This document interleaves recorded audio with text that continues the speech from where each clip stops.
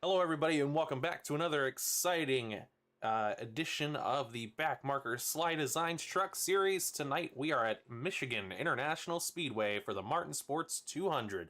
It's going to be an exciting one. We are currently in qualifying. We'll be getting ready to grade up really soon here. Just want to say thank you very much to Martin Sports for sponsoring this race. If you want to find out more, go ahead to their website, martinsports906.com. And we also, of course, are on our Backmarkers Racing YouTube channel. So if you're here, make sure to click that like button, talk in the chat. We love talking to you guys throughout the race, as well as make sure you drop a comment if you're watching this video in the back. It's always really great. Big shout out Nathan Gentry, Lloyd Stoner, giving some support for Samuel Stoner. Thank you very much. And Wish YouTube making some helpful suggestions there. That is actually in the cards. We're working on it right now, Wish, so thanks so much. It's all in picking what sounds right, and right now we're kind of in between figuring that out. So, but it will be pretty soon here. We'll have a lot higher production value rolling into things. It's gonna be pretty cool. So stick around. We look forward to seeing you guys see a pretty fantastic race, especially after what we saw at Daytona last week. And if you're new here and you haven't already, go down below, click that subscribe button, also click that bell so you're notified every time we go live with a new video.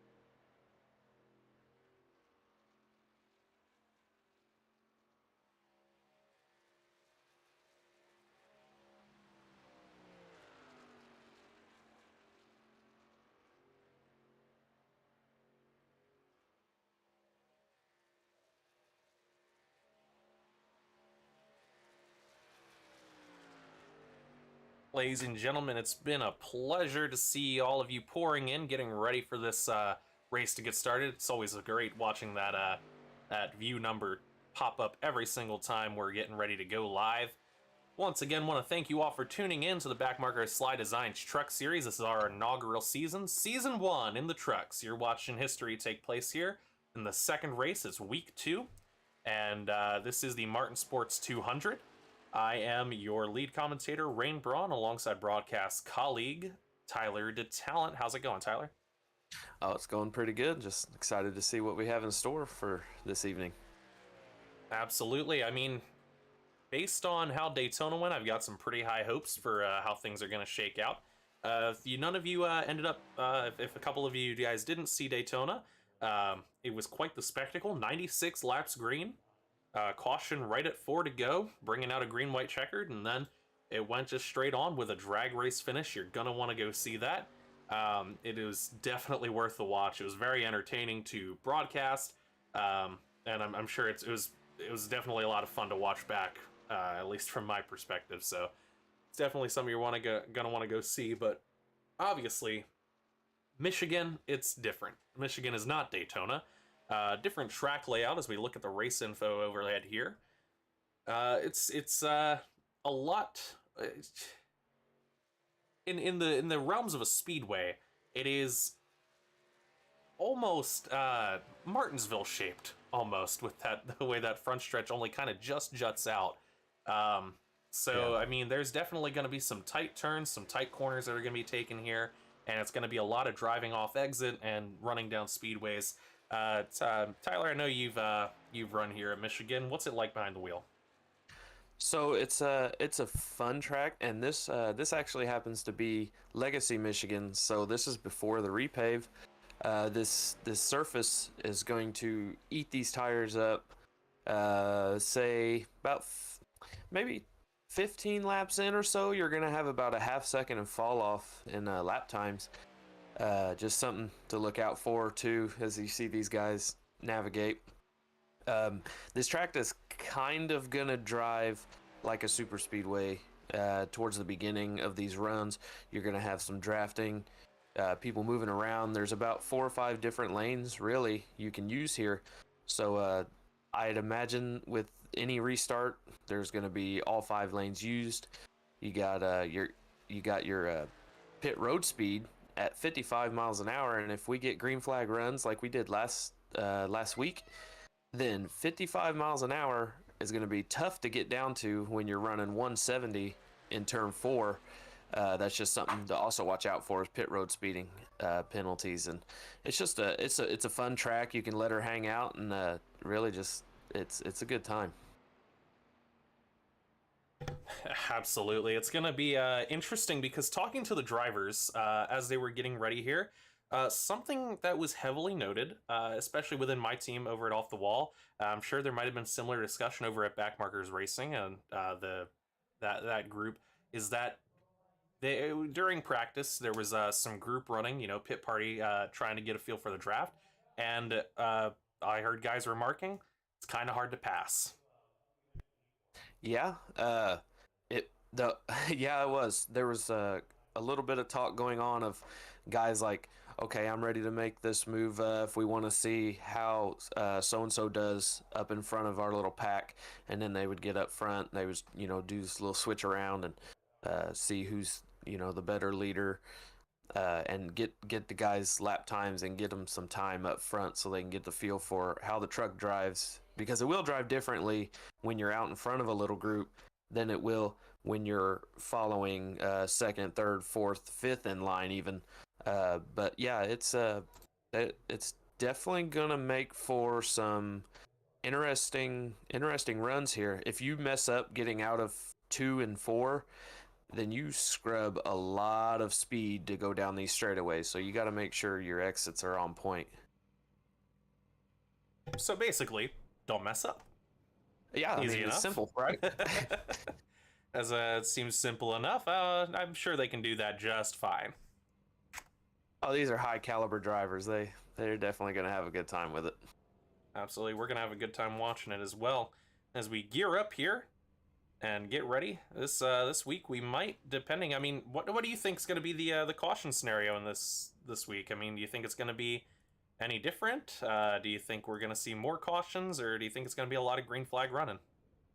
Man, it's hard to tell because I did not imagine 96 straight green flag laps at Daytona, just because of how that is. But I'd imagine maybe there's going to be somebody sliding around, maybe a self spin, bring out a caution kind of early, somebody pushing it.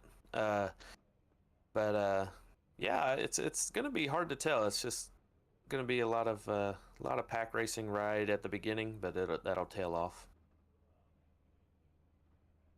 All right, as we get ready to take a look here at our starting grid, on the pole, big surprise, it's Jacob Bradley of Payday Racing with a 40.5. Great heater rundown by him.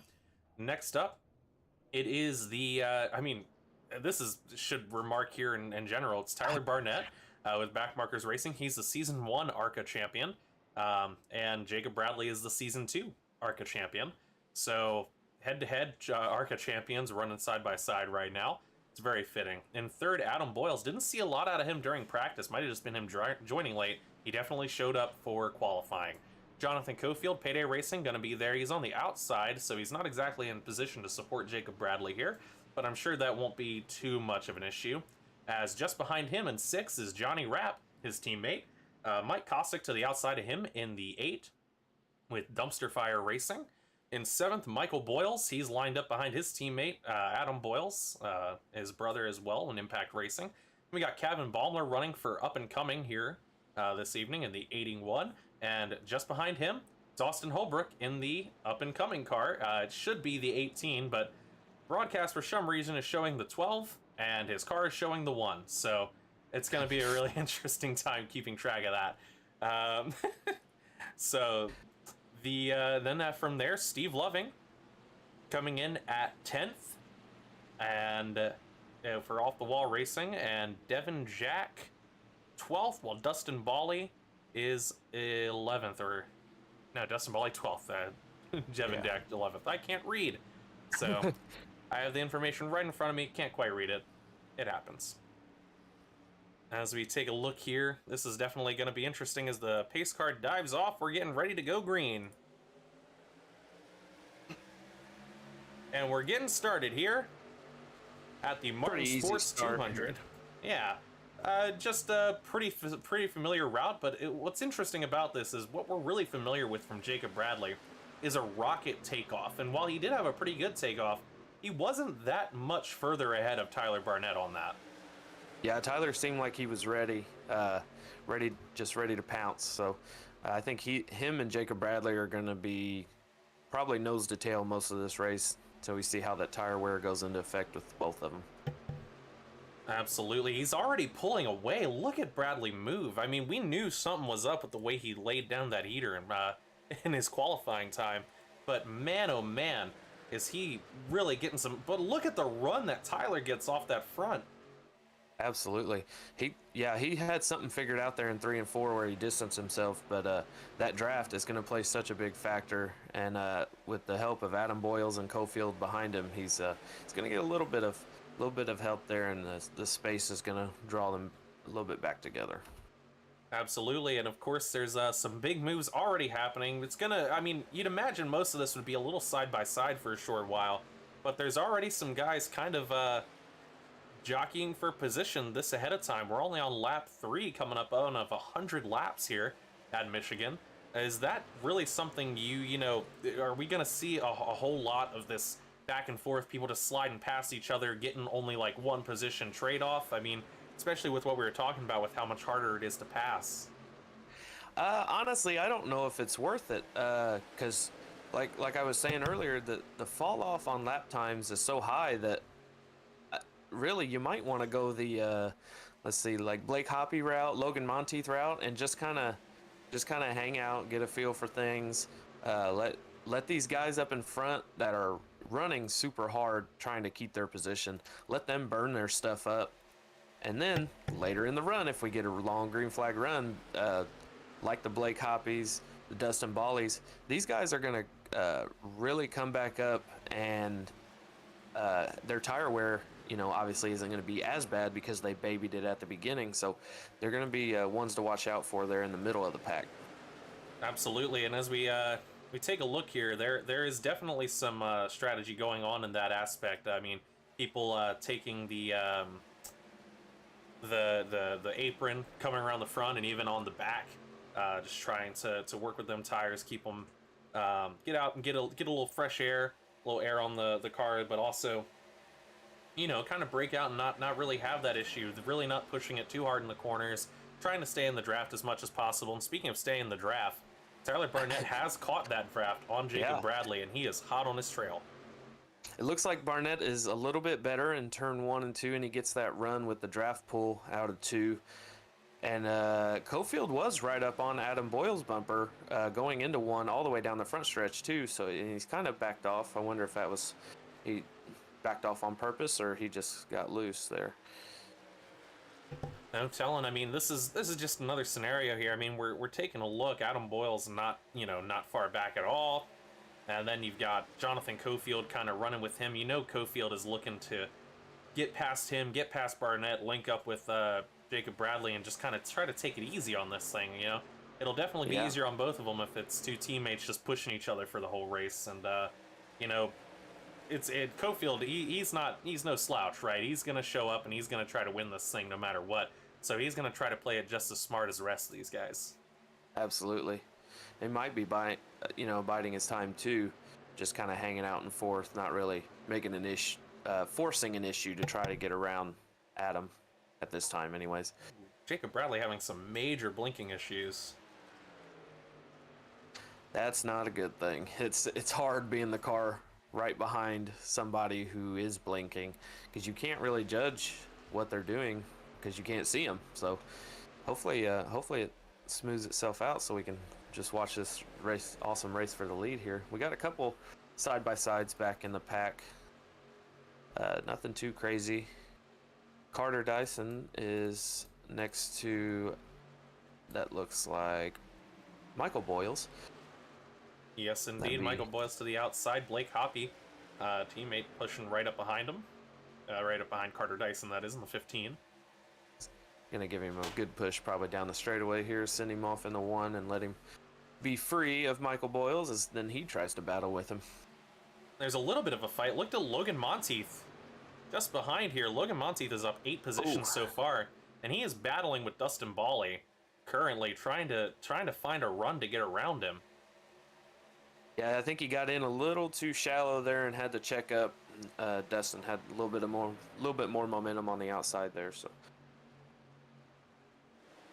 Blake Hoppy's still next to Michael Boyles there. Oh, there's a crash up front. Whoa, whoa! Looked like Bradley, Barnett, Cofield. Oh no! What happened here?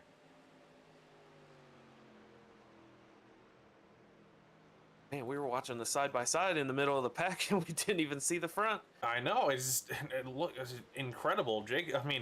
Adam Boyle's now at the front. Austin Holbrook, look at him now at this point from that ordeal. Seat. Where did this start? Let's head back to Tyler Barnett. It's got to be somewhere up here. Wow, they were 3 wide up front. Man, that's the trouble with trying to cover so much racing all at once. Let's try to head to a high up blimp view because some of these camera angles are just not it. They're very Fox camera angles, I might say. Let's see how we got here. I agree. Oh, I see. It started a little bit earlier.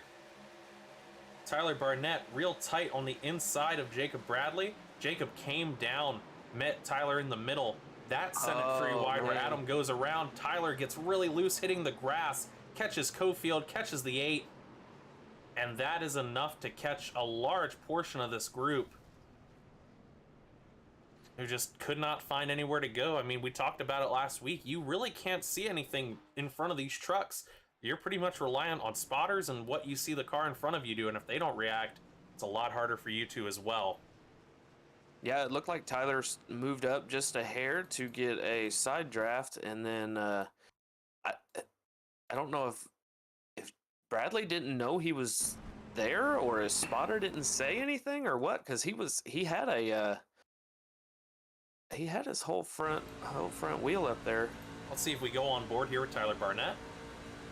Seems he does hold pretty strong, and yeah, Jacob ends up just coming down just enough. But Logan, it's all Tyler was doing a good job of trying to recover that, but it was all just touching that grass. And when he comes back up, that's it. He has no more control. You touch that grass and it's definitely game over. That grass is not one to play with.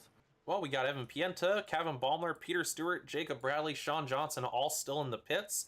Looks like Tyler Barnett is cycling out now. Jonathan Cofield just did, Mike Kostick as well. This is definitely shaking things up. It's very interesting, and this is definitely a moment Adam Boyles is probably feeling pretty good about.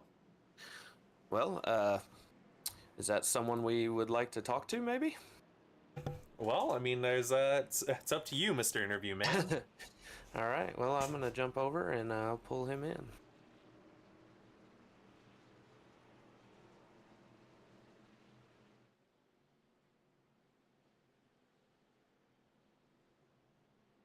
Let's see, where is he?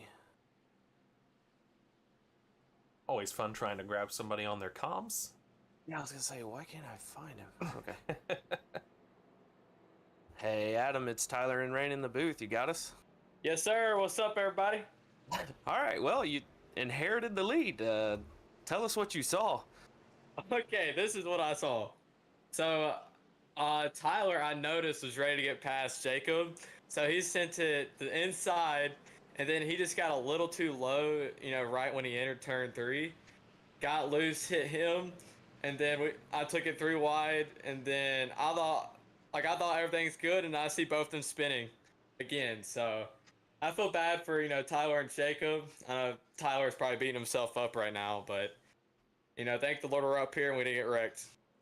Yeah, you really kind of fell into a good position there, but yeah, man.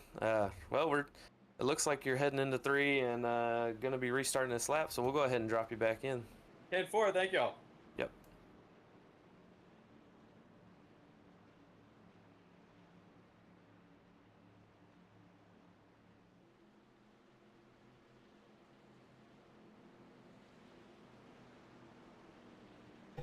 All right, as we get ready here, he definitely sounded very pumped up for his current situation when that interview started. He's always so animated. He has a good time. Hey, there's absolutely, when something falls into your lap like this, be excited about it, right? Oh, for sure. You don't get this chance all too often, so you got to take advantage of it. Jacob Bradley's still in the pits, I'm seeing here. I thought he'd come out already, but apparently not. As we get ready here, we're going green again. I wonder if he had to tow. That might have been the case. There was some pretty serious damage. Whoa. That 99 car, wow. Logan Monteith, he's already heading down low, sending things 3 wide, trying to get some position. He does. Looks like he gets around the 05 of Michael Boyles. Falling back just like in with line. these NASCAR races, sometimes, especially now with this next-gen car, sometimes the only time you're going to be able to get to pass somebody is on the restart, so you got to really just try and take advantage of what you can. He does it again. He's coming up on teammate Carter Dyson there. Kind of real close, going to get in, falling behind him. A crossover. Michael Boyle's going to the inside now. Logan Monteith up to the inside, to the outside rather. Falling line behind Dustin Bally. Already some good run on the outside here. Already some big jockeying moves for position. I mean, we talk about it. Some of these guys, they obviously just had to go in, probably had to use their fast repairs. It's obviously not ideal to be having to do that on lap 12 or lap 10 or whichever lap that was. But to come to another point regarding pitting, when do you think these guys are gonna end up doing their first pit at this point? I'd say probably 30 to 40 range, possibly. I guess it depends how the cautions fall. If we have another caution within the next say 10 to 15 laps, I'd say guys probably might start coming in, because that'd be at least a quarter of the way through the race, and they have 3 sets of tires in the pits. So yeah, it could be a strategy play too, to even stay out. Jacob Bradley's still in the pits. I'm really baffled by that as well. Steve Loving has made his way up. Look at him. He has 3 wide right behind him too. Yes, indeed. We got that wide angle shot. Logan Monteith has finally found his way around Dustin Bally. Johnny Rapp approaching fast as well, looking to try to take third for himself. But man, look at the moves that have happened here. Adam Boyle still holding a decent lead. Steve Loving not super challenging it. As we know, Steve, he likes to play it pretty safe. He does not want to be in a position where he has rough tires or is not able to make turns, because those are going to be important later. And I mean, it showed his capabilities on last Thursday, the season premiere, when he did win the SLiDESIGNS 250 rather, at Daytona. Carter's going to give Logan a shove right there, as Blake is going to pull up to the back of Johnny Rapp. And we are 3 wide, back to back here. Jonathan it's going to get tight. Oh, wow. Jay Bass just getting in front of the 11 of Brian Brobst there. That was really good on Brian to check up and see that. Otherwise, that could have gotten really ugly. It could have. Jay has been talking. You know, we've talked to him. He's not familiar with the truck, and he, you know, this is a big learning experience trying to get behind the wheel again. He missed Daytona last week, so this is his first start really trying to get a handle on things. And, I mean, as somebody who's run the truck, sometimes you think you have a lot more, but that rear end being so far out, you end up cutting people's noses off more than you probably think you do. Yeah, it's definitely something you have to work on, because going from the ARCA car that drives like it's on ice to this truck that actually handles fairly decent and they're easier to drive, yeah, you got to be careful, because the ARCA cars are also a little bit shorter. So look at the front of this line. It's definitely a change. Yeah, Johnny Rapp pulls up next to Steve Loving. He's gonna look at second place here. Wonder which line Blake's gonna choose as a partner. We have looks like he's 4 gonna stay different behind teams. Steve. Well, I mean, we have 4 totally different teams running this this top 4 right now. Well, Austin This is what you're Holbrook gonna see is, with the truck series. Yeah, is going to be a lot of different people doing a lot of different moves. Austin Holbrook, while he's not a full timer and he is running up and coming, he is affiliated with Off the Wall. He runs for Off the Wall. Finished second in the ARCA race this past Tuesday. Great finish for him, especially with some of the bad luck he's been having just in his past couple seasons. Really great to see him really shaking it out, showing what he can do in these trucks too. Yeah, he ran a really good race Tuesday. So did you. Yeah, well, thank you. I was actually trying to make a pass on him for second and lost all my talent and looped it and wrecked it. So had to start back in the back with about 10 or so to go, and came back and managed a top 5. So I can't really be mad at it, except for mad at myself for even putting myself in that position. But we got 3 wide going into turn 3. Holbrook in the middle, Logan on the outside, and Tyler Barnett is back. And he's back with a vengeance, I imagine. I think Jacob Bradley might be parked here. I wonder. Yeah, that's weird, because I can't imagine what he did was intentional. Hardly, why, you know, he did. I mean, why would? Unless he parked himself. I'm curious, because we do know that he had surgery. Oh, that's pretty right. recently. And the final race of the ARCA season, when he had the championship in the bag, he ran around the back and was not having a really great time, just because of his I believe it was leg surgery. And you can correct me on that. There's been a lot of guys having surgeries recently, so Yeah. I'm trying to keep up with them all. Also, your guy in third place right here too. Yeah, and so Blake Hoppy with his back, that's right. And so for him, maybe this was a scenario where, I mean, not saying that his injury caused the accident, but perhaps in his attempt to recover it, maybe something happened and he's not feeling great. Yeah, we'll have to see if we can reach out to him at some point tonight and see if we can get a word from the infield care center.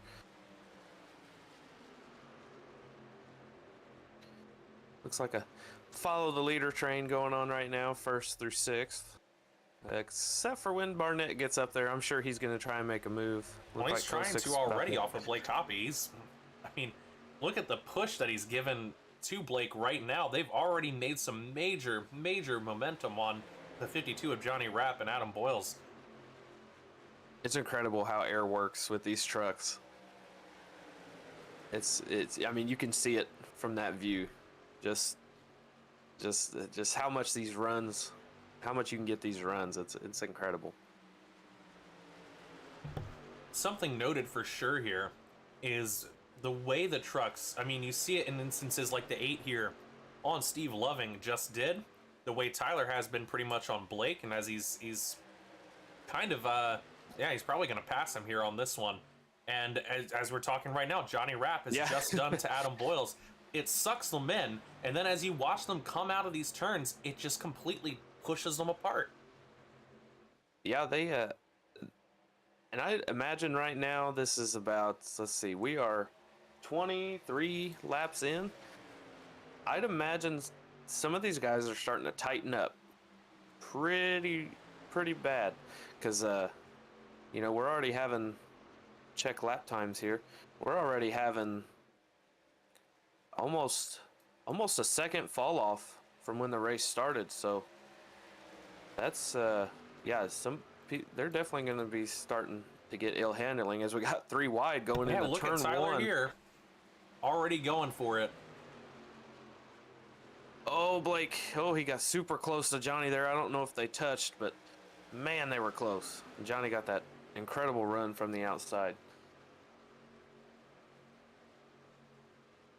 And the number 8, Mike Kostick, trying to make a move around Blake Hoppy, tried to take that position. Blake Hoppy's old number, the 8.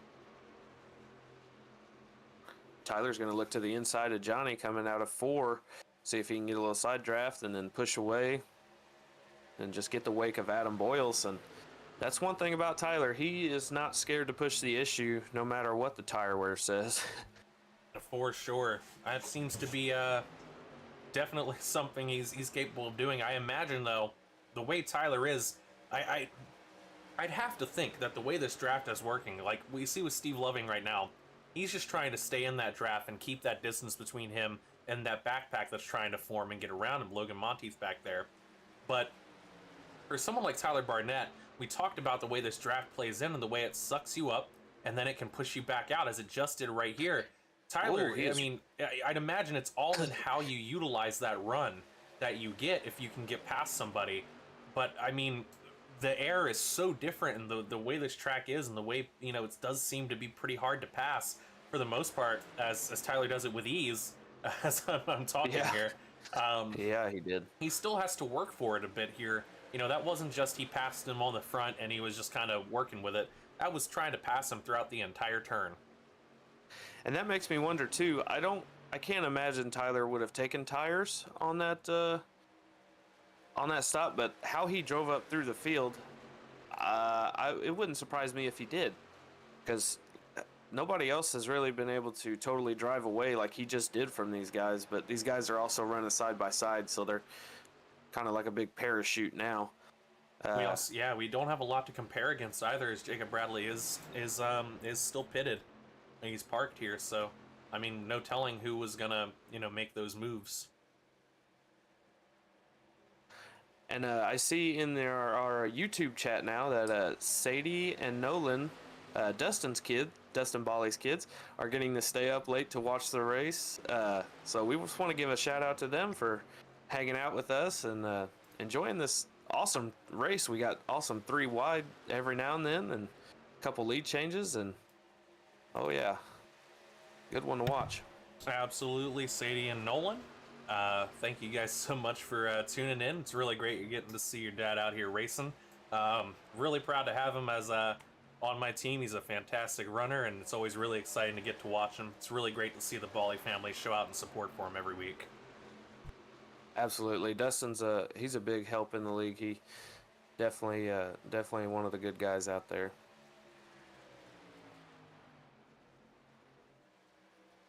Looks like we kind of single filed out here a little bit. Yeah, but in a very surprising twist, the number 8 has moved himself into second. Yeah, he's steadily worked his way up, and he's really I think he's just putting himself in position for whether it be green flag pit stops or any caution come out. He's really just run a solid race so far. Try and look back in the pack here some, see what we got. It's all kind of spread out here. This is a big part of how this race ends up going. It's going to be a lot of locomotion. There's Steve making the pass here on Adam Boyles. Blake Hoppy looking to follow suit. Nope, Blake ends up getting a little buyer's remorse, stays in line, doesn't quite have the run on it. And now he's going to be onto the outside potentially. No. He tucks in line there. It's probably a better move. I imagine the air pushing against probably isn't super great in that scenario. I mean, he's in catbird right now. He's just got to kind of watch and see what gives him the better run and where he can go. He has the opportunity to follow either guy around the other, so Tyler may have burned his stuff up a little bit coming up through the pack because Kostek is on him now. I was curious as to whether Tyler that would be the case or whether it was that Kostek is burning his stuff up trying to catch him. Yeah, it's hard to tell. I don't know if the two cars of Kevin Baumler and Peter Stewart are causing enough dirty air for Tyler. Oh, he's going to the inside now. I would not be surprised to see Tyler just relinquish it to him here. He's probably got the better chance to pass him. But that 8 knows, I mean, we're fighting for a points championship here, not just teams. We're doing, we got the individual points championship and leading a lap. That's an extra point that you're going to want to have. Absolutely. And it can come down to 2 or 3 positions, can come down to even a single point. So definitely want to get at least a lap led. As speaking of which, I think the 8 is about to lead this lap. Just at the line, it's gonna be. I actually can't tell you. Kostek got it by .006, so incredible. That's a point for Kostek. And Good that's it. there. I mean, you made the push there. Now you can. I mean, if you got that lap led, fall back in line and follow the fast guy until you get the run on it. Looks like what he's doing. That was very well done. Steve Loving all the way back up to 3rd. He did make that pass, and it does look like Blake Hoppy did follow him around. Adam Boyle's having some major fall off. I imagine that was due to just having to lead that race and leading that line, burning stuff up, really not having any support pushing him that entire time. The distance he had. He's got Johnny Rapp on him now. Oh, the 81 in the pits. Oh no. Something happened to Kevin Baumler. I'm really unsure as to what it is. It's not going to be a yellow. You have to go back and see exactly. Let's see. We caught it just on camera. It looks like he might have been coming down to pit.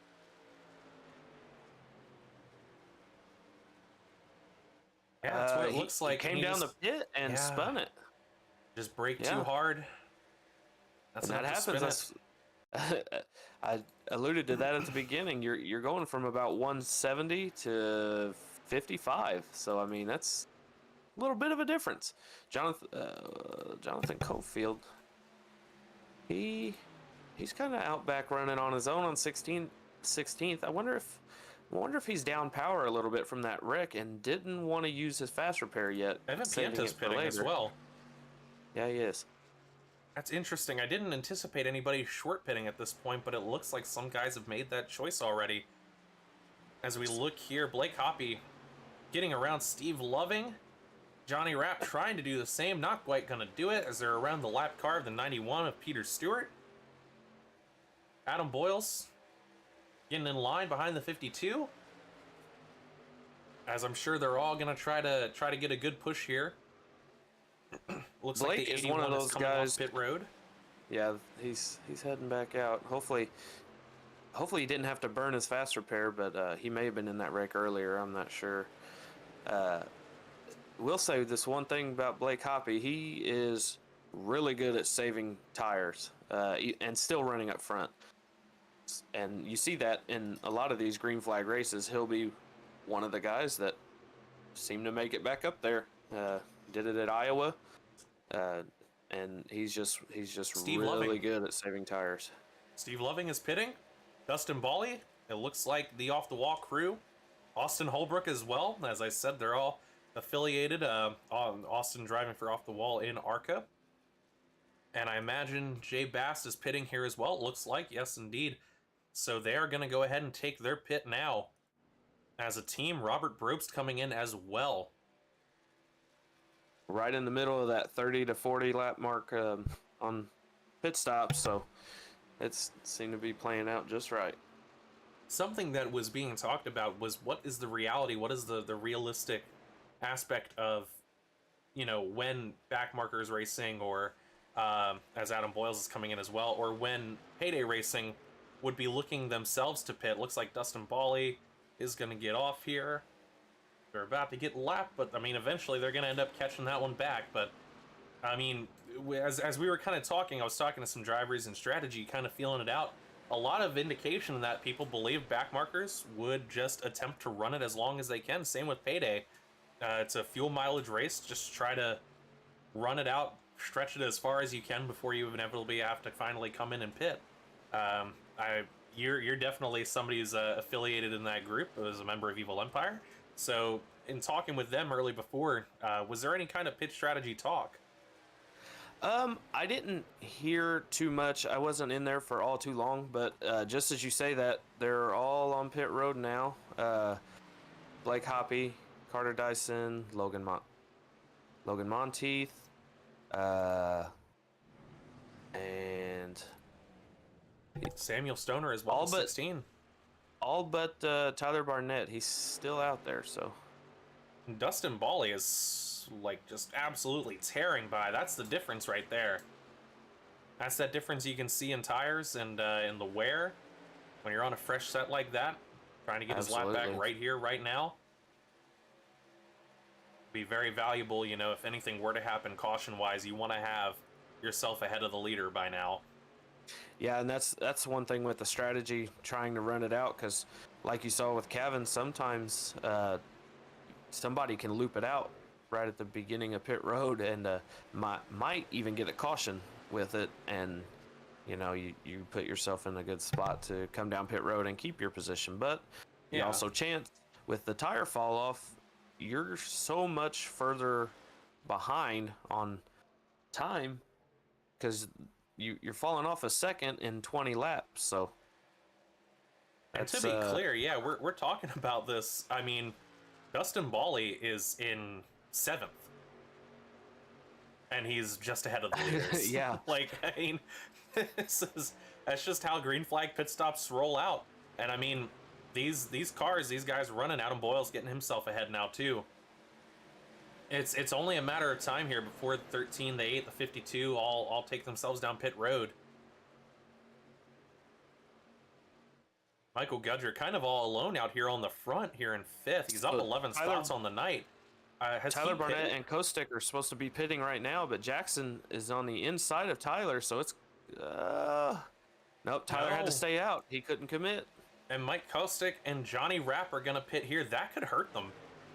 I mean, it definitely won't be something that takes them away from the long run necessarily, but it'll hurt them in the short. Yeah, Tyler came over comms and said he was going to be pitting, and Jackson hung out down there to get his lap back. So evidently Jackson had other plans. That's right. Sometimes you just got to be in it for you, and you know, not really care what the other guy thinks. I hate to sound that way, but you know, that's racing. Tyler Barnett coming into pit now. He had to slow down a good bit just to keep himself on that bottom line. Yeah. So that's definitely going to take some whopping on him. As Jonathan Cofield is coming around here in 2nd. He's going to be presented to take the lead here and lead his first lap. Or not, because I guess Tyler's pit might have been. Tyler's pit is a little further up, so Tyler still leads that lap. But Cofield now the man in charge. Michael Gudger up in 5th, will be 4th once he passes Tyler. Solid run so far for him. Well, he's 2nd, rather. You're right. Yep, you're right. It just he's up 14 positions on the night. He is the big mover of the evening so far. Just behind him, Steve Loving. Looks like he has a little damage on the front too. Oh, he got super loose. He does, yeah. He must not have pitted yet either. I'm imagining that's the case. He might be trying to stick it out and see where he can get. but I don't know if that's the play. I mean, at this point, you're going to be one of the only people who hasn't pitted. Yeah, he might have been trying to stay out and lead a lap, and that might have just bit him in the butt because Steve went around him, so that's for position. Tyler Barnett is in 13th. He's down 11 spots so far, and he is kind of on his own out here. Blake Hoppy 1 lap down, I'm seeing. Wonder if he sped getting into the pits. Yeah, that is surprising.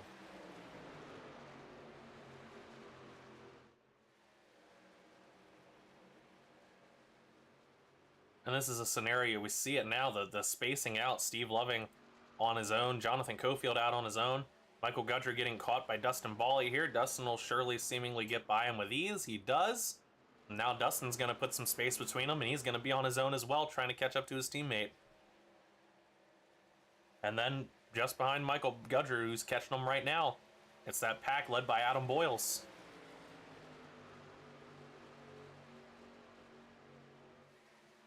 There's been a lot of shakeups so far, and I mean, only one caution at this point for the amount of shaking up we've been seeing. It's incredible.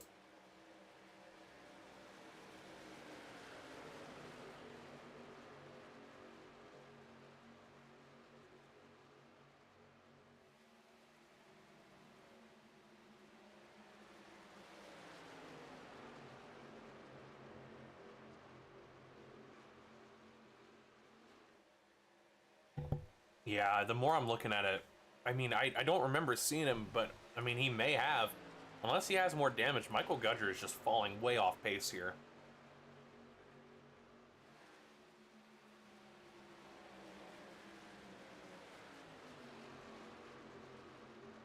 It appears we had an audio issue there. I was wondering where you were.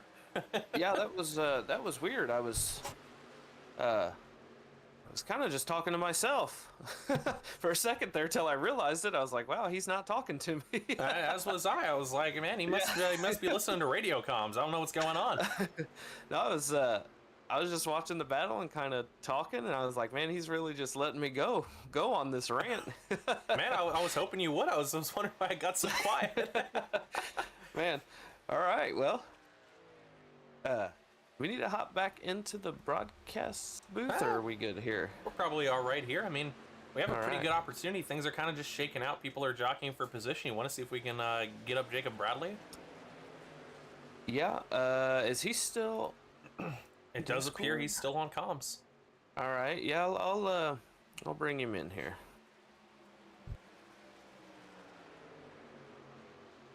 Hey, Jacob, it's raining Tyler up in the booth, man. How's it going? Doing great. How you guys doing? All right, well, we got some green flag pit stops and everything cycled out here, and we just kind of wondering, you know, for the people out there who are the Jacob Bradley fans, what was going on so far this race? Well, we got the pole, led the first 9 laps, and Tyler was setting up a pass on me, and I was holding his outside. I entered like how we did the last 2 laps when we were side by side, and he ran me up and we made some contact. That's about it. I didn't have my fast repair checked because I have it set to not be checked automatically, and engine blew. I've been sitting on pit road for about 40 laps. So I guess you're just taking it all in now, giving your payday teammates a little spotting help, I assume. Yeah, I've been trying to help out Cofield and Rapp, and we got Evan this race. Glad he came on board. Cofield had some damage from getting up into the wall earlier, so hopefully we get that sorted out. And Johnny's been able to keep up with the lead pack, so looking at him right now.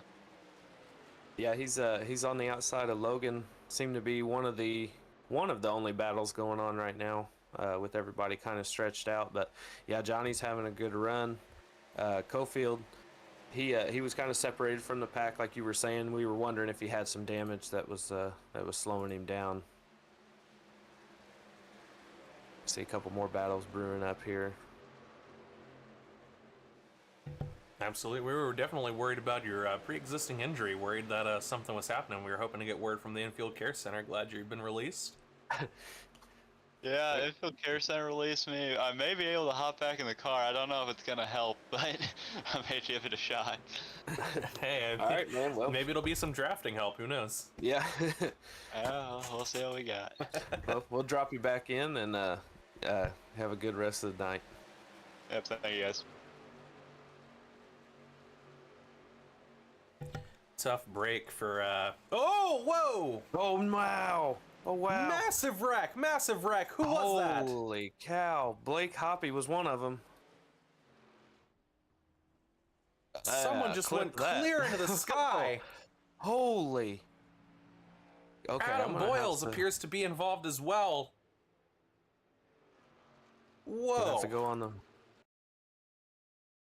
Let's take a look back here, try to get our overhead, see exactly what happened, what transpired. I'm on. Let's see. Watching Blake Hoppy right now.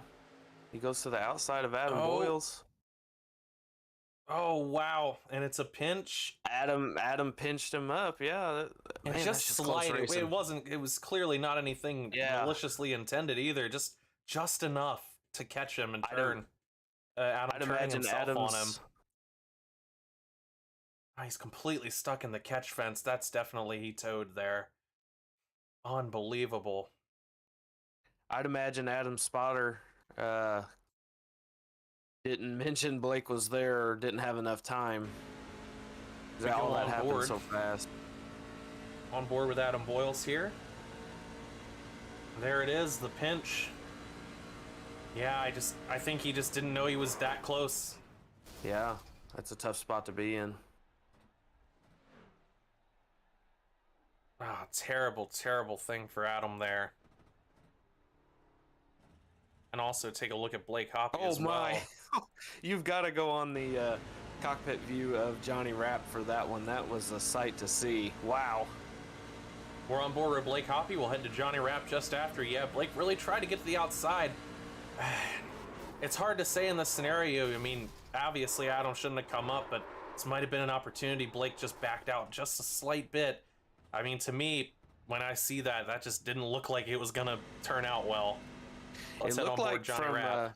Johnny Rapp's view that Adam attempted to make a block at first, and then Adam went to the left a little bit, and then went back up.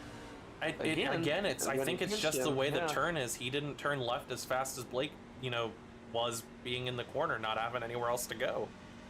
Yeah. He just held it a little straighter. Yeah. Johnny Rapp definitely had the catbird seat for that one. Adam Boyles sitting on pit lane. Blake Hoppy as well. I believe both of these guys have already had to burn their fast repair. Michael Gudger is in the pits as well. As is Brian Brobst. Jonathan Cofield pitting. Well, how about we bring in the leader? Mike Kostick, huh? Yeah. Hey, I like it. Had a solid race. Let's see if we can bring him in here. How about you, Michael? How are you doing? Oh, good. Well, man, you've run a race, stayed up in the pretty much the top 5 all race, starting 5th, and now you're in the lead. Tell us about your afternoon so far. Well, it was eventful. Unfortunately, got caught in that first wreck, but accidentally left the tires checked on that first pit stop, so I'm down a set, but I was able to get back up through the field, so I'm just gonna try to hold them as long as we can. Yeah, you got you definitely have something figured out. Got a fast hot rod. What do you think about that Tyler Barnett character behind you? How do you and him like running? I don't mind running with him.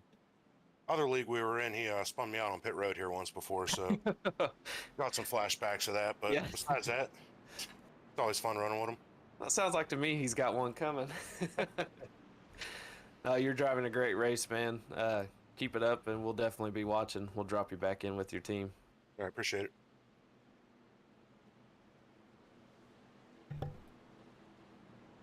Excellent stuff. Yeah, that 8 has been very impressive all night. It looks like Blake Hoppy, Michael Gudger are all back off pit road. So they will be joining back into this pack here. On a couple of laps down, Blake Hoppy 3. It's really unfortunate for him. Love to see it. Carter Dyson up to third. Would you look at that? Yeah, I mean, well, just, I mean, It's one of my guys. Yeah, this is something we talked about a lot in ARCA too. Is Carter Dyson? When's he going to get his due? And he started to really show it towards the end of the season. And He so just far, really he's has having such a great horrible truck luck. start. Oh yeah, Yeah. we've He seen just- a lot of that. Yeah, he's definitely due for one. Devin Jack in the 17 up to 5th as well as we get ready to go green here. And there's a launch by Caustic, but it's not enough, really. He's kind of just didn't really give him a lot of propulsion. Tyler and Michael Boyles there getting a pretty decent run on the outside. Logan on the new tires back to the inside, and he's already passed 4 trucks. Make that 5, 6 trucks. This He is was a the Logan only one Monty on the very staple. bottom groove. This is a Logan Monty staple. When you come out and you're on that fresh tires, you're gonna get aggressive early. We talked about it. I mean, position is everything on this track. And if you're not in a good position early, I mean, you could be looking at never passing anybody when this thing straights out to a straight line. So yeah, I mean, for him, he's gonna find that aggression. He's gonna fall in line here behind teammate Carter Dyson. Probably try to make some moves to get himself up to the front and get a win. He is the only one. Robert Brope's in the back behind him, but he's like one of the only ones that can stick to that yellow line almost all the way around the corner. That's impressive. But you see the speed coming off the top. They're getting that run from the top. He's going to settle in the middle here. Steve Loving looking to that outside. His teammates on the bottom with him. Dustin Bally. Michael Some trouble Boyles brewing. going to push up behind Tyler Barnett here. Johnny Rapp is going to try and pull up to the 8 machine of Kostek on the top line there. And Logan, no, just as quick as he was on the bottom, he was on the top. Yeah, he's already made some big money moves. He's moving around Michael Boyles as we speak. He's also pulling Evan in the 92 with him, right behind him. 50. Strux shows 55, but he's number 92 on the list, so I don't know which one to call him. As Carter gets stranded up top, I don't know what happened there.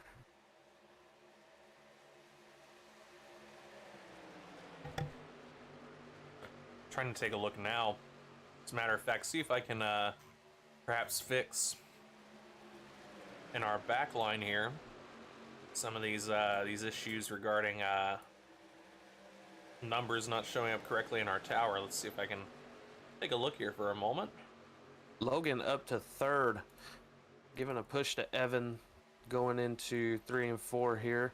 Johnny Rapp just about a truck's length away. Kostek and Barnett, I wonder if they're on an older set of tires because they had to take one so early, and now they're having a little bit of suffrage with it. Steve Loving moves up to 4th.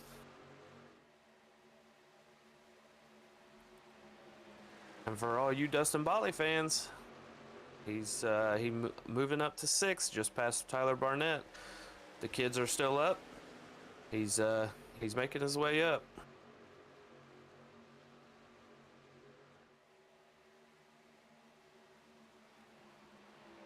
Still got some single file here in 3 and 4. Except in the back here. 3 wide, Michael Boyles, Cofield, and Brian Bropes, and it settles itself out.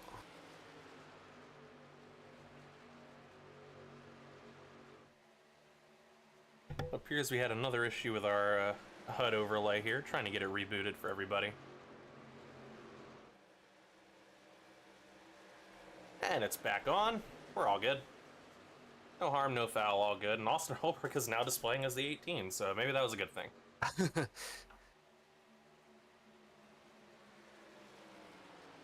He's running what appears to be an old Martin Truex or Jamie McMurray scheme with the number 1 on there. And man, we knew it was a matter of time. Johnny Rapp pulling up behind the 8, especially on his burnt tires, as he was saying he had to take it early. just on a technicality of his pit. I mean, he was itching to get past him and make the push. We're hot behind now, riding on board with Logan Monteith. Looks like we got some Dale Earnhardt eyes staring at him on the back of Evan Pienta's truck spoiler. So a little bit of intimidation. That's pretty funny. These guys have definitely gotten creative with their spoilers. Evan Pienta definitely, from what I'm understanding, is pretty good at painting trucks, along with Logan. Logan's kind of taking a hiatus or quote unquote retired from painting, but yeah, there's definitely some super skilled painters in this league. It's incredible some of the trucks they come up with. Looking back here, I mean, there's some big moves happening. That 18, not 1 of Austin Holbrook. Robert Brobst just filing back in behind him. Jonathan Cofield all the way back up. Mike Ostick just behind him. Jay Bass looking to get some moves up here. Jay started pretty much at the back. Logan's going to pull a slide job here. Oh, and he does. Wow, that was really close. What a crossover. That's some awesome driving right there. We caught it just in time on these almost Fox cameras, but at least we switched to it. I'll try to call it out if I see it. I gotta wonder, when you do something like that and it doesn't succeed, I mean, not to say much to the 99, but Carl Edwards style a little bit, I mean, what does that do to your tires? Is that going to have a more long-term effect? Is that burning them up a lot faster? If he does it a couple times, I'd imagine, yeah, but I'd say one time he throw it in there and warmed him up a little bit, and so he'll fall back in line and let him cool off again and just kind of run his race. And then if he gets back up there, I'd say Logan would not be shy to throw another slide job. That's it looks like just he's won prepping last right night. now. He's getting that fast run off the apron. Looking to catch the draft on Pienta right now. If he gets a good run out of 2 and down the backstretch and he can pull right up to him, you'd probably see it in 3 and 4 again. Some big distance Johnny Rapp between Steve Loving and Dustin Bally here. It's a pretty big discrepancy. There's definitely some big fall off happening for drivers, but we're pretty much back in a line all the way back. Absolutely. They're just got to play the draft game now. You got to at least try and stay up with the lead pack or stay in a pack that you're in. If you lose that draft, you're definitely going to be falling back, because one of these packs are definitely going to catch you. Logan pulled up to Evan a little bit there. He pulls up pretty close. He's looking to the underside right now. We're on board with him. It was kind of like he kind of dime in the corner. Oh. He's going to go to the inside now. He might throw it in real low here, and this might be it. And try and cover. He might not have to. That's gonna be it. He doesn't have to. He's around him. I think he's gonna do it anyway. He's around Pienta. Does Pienta cross over? It looks like he does. Rapp's gonna follow Johnny Pienta. Rapp follow. Steve Loving still sitting catbird, waiting for the opportunity to strike. Logan's gonna push down a little bit to try and Johnny parachute. Rapp. Pienta's getting around, but Johnny Rapp's trying to make the move to the to that far inside line as well. Logan is pinching him so close in the corner, just trying to save as much air as possible. Logan crossing over again. Wow, we are really just going back and forth here. He's got that high line run from 1 and 2.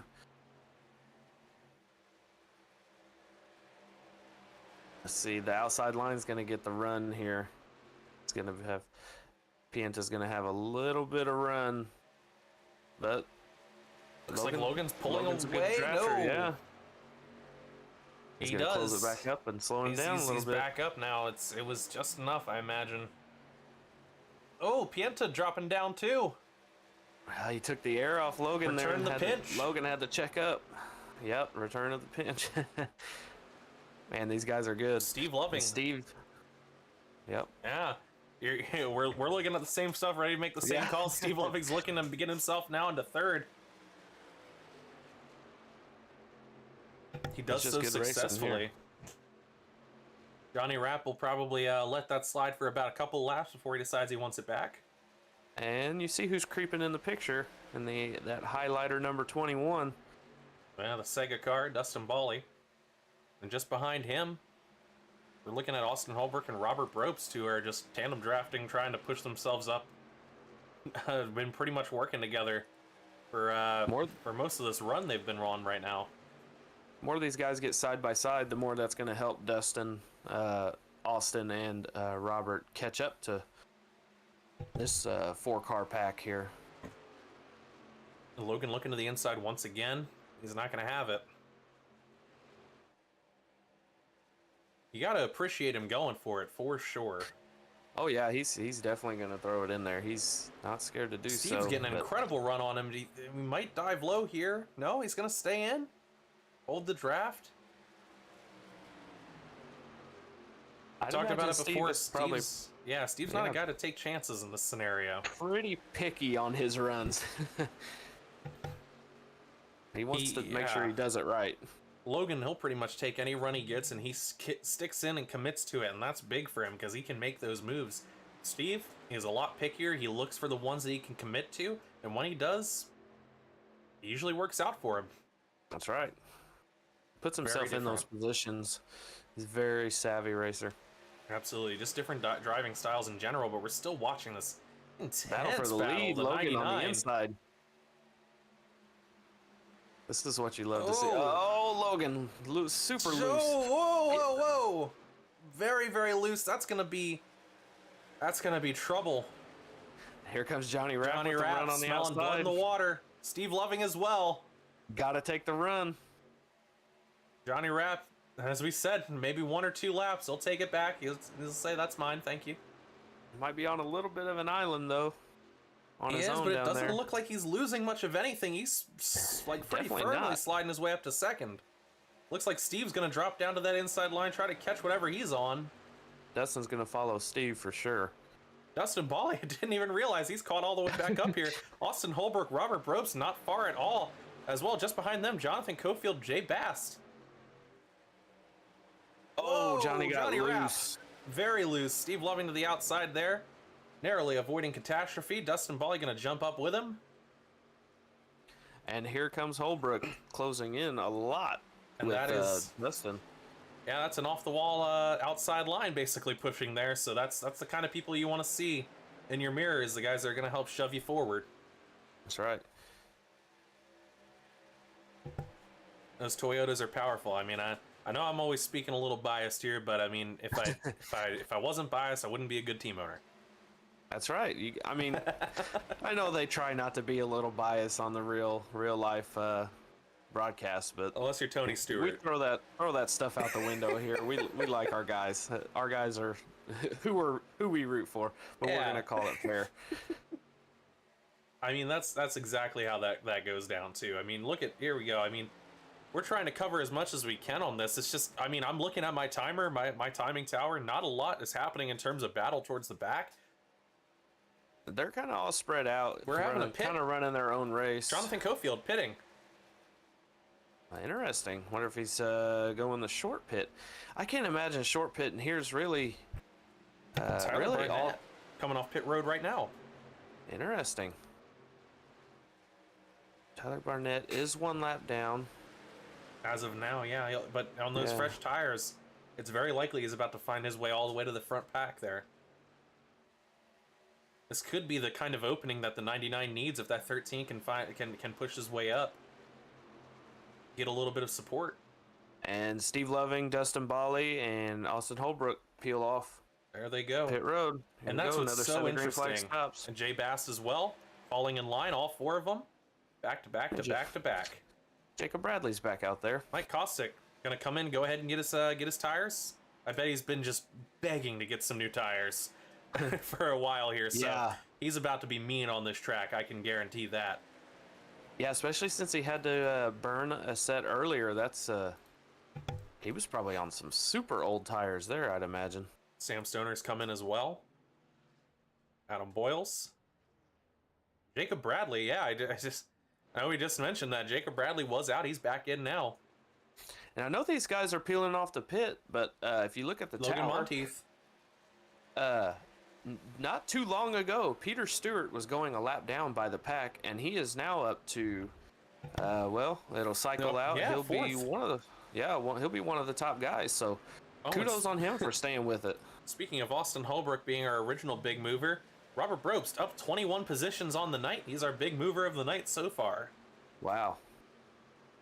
He's definitely been playing a lot smarter of a game, and he's doing everything he can to make some big moves here. Yeah, he's definitely normally one that is known for burning up some tires.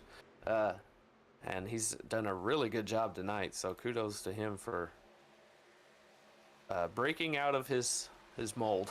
They're all still staying out here. The 52 still racing the 13 for his lap there.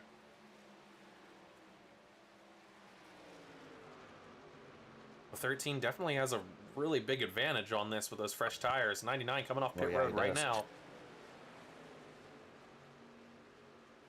I imagine within the next few laps, we'll probably see those payday cars and those vintage cars go down. And Tyler slows up, and he's going to stay behind Logan. He could have went on the inside and forced the inside issue. line, making his pass as well. Trying to get his lap back now. He does. I don't think Evan has pitted yet. Am I correct in thinking that? Who's that? Evan? No, he has not. Pienta? Evan Pienta has held out this entire time so far.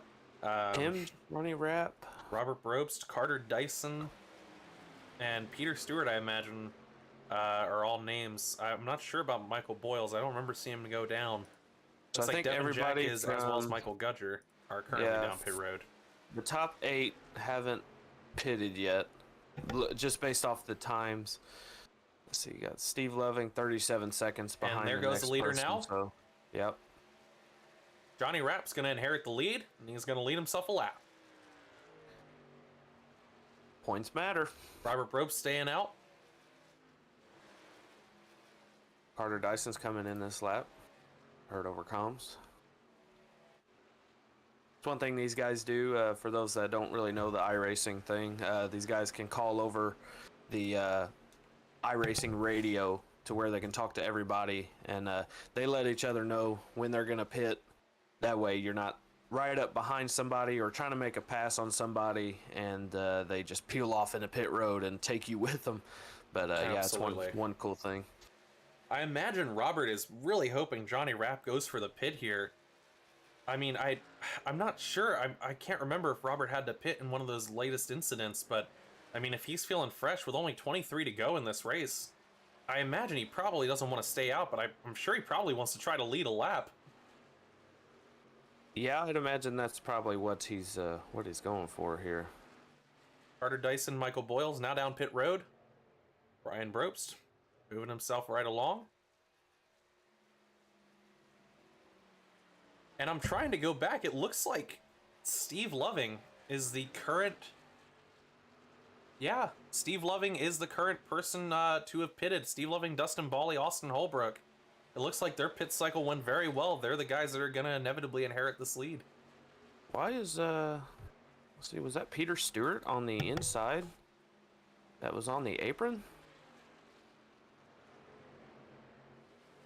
That is weird. He was on the apron on the front stretch. Let me go back here and see.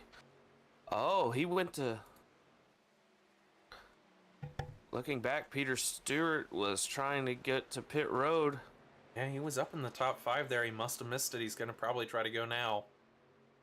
Johnny Rapp going to still stay out here. Oh, he did Robert miss Probst, it. Brian Oh, Probst. man. Yeah, that really hurts, but he still has a chance here to make it up, get in there, get his tires, get out, and still have an okay position. I mean, these guys up front are still trying to hold. Brian Peter Probst. Stewart just now going down pit road. Man, that sucks.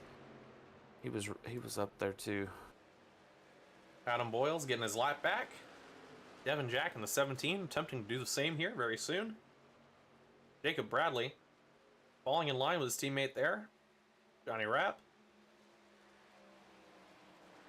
I wish I could be in the ear right now of that payday group to know exactly what it is they're planning on. Because at this rate, it almost looks like they're intending to stay out.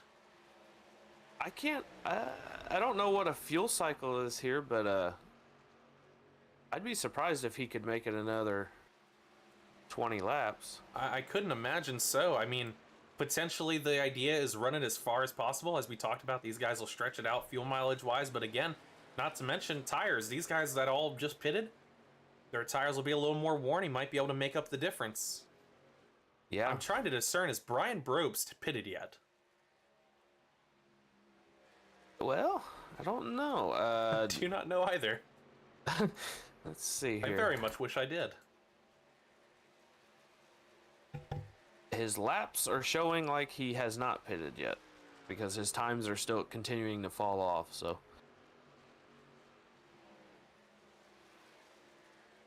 I'd imagine he's trying to play the long game also. Still in the pits.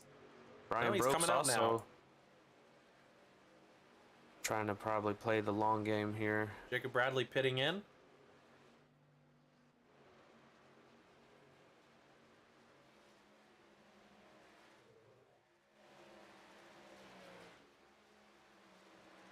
Wow, would you look at the speed of these cars getting around Robert Brobst? It's amazing to see what new tires can do to somebody. Yeah, it's incredible. Oh, Robert's going to take it now. Coming in. Yep. That leaves Johnny Rapp. Oh, he's very loose on pit road. He saves it, though.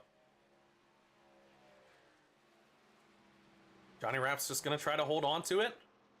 Brian Brobst, I mean, this will pretty much tell it if he's intending to pit here. No, he's staying out. He might have already pitted. But that group of Steve Loving, Dustin Bally, Austin Holbrook, Evan Pienta, Jonathan Cofield, Logan Monteith, they're all very, very fast approaching. Johnny Rapp here is still holding in. They're going to come in a hurry. If Johnny Rapp, no, it definitely doesn't show signs of pitting there, even if he wanted to. Michael Boyles would have held him to the outside there. It's always interesting to see how far these guys will push something like that. We're approaching on 16 to go here on this next one around. I mean, we're in the final stretch here of this race, and if you're not in a position at that point, I mean, again, if it's fuel mileage, you don't want to be in the scenario where you're, this close to the end, doing this well of leading and getting good position, just to lose it all there. But I gotta imagine Johnny's not a dumb guy. He's not just like, I'm gonna stay out here and lead. He's got a plan.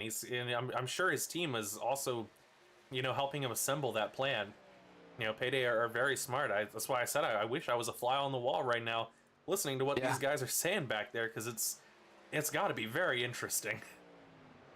Oh yeah, they're having a good time with it for sure. Evan Pienta getting around Dustin Bally. He is making some big moves trying to get past Steve Loving here now.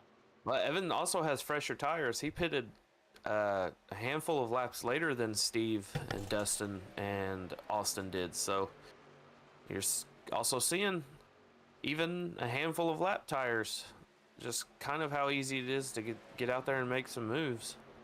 Indeed, as long as Steve can pretty much stay butted up here, he's got 2 car support behind him if they can catch up as well.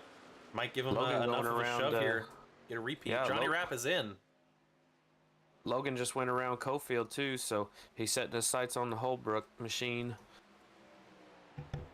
Logan looking to get back up there and start battling with the 92 there. Evan Pienta, he's going to come around and take the lead off of Johnny Rapp. Johnny might cycle out okay on this. He's going to be just at the tail end of this group, but he's not going to be losing a lap or anything. So with those fresh tires, he might be making some really big moves here.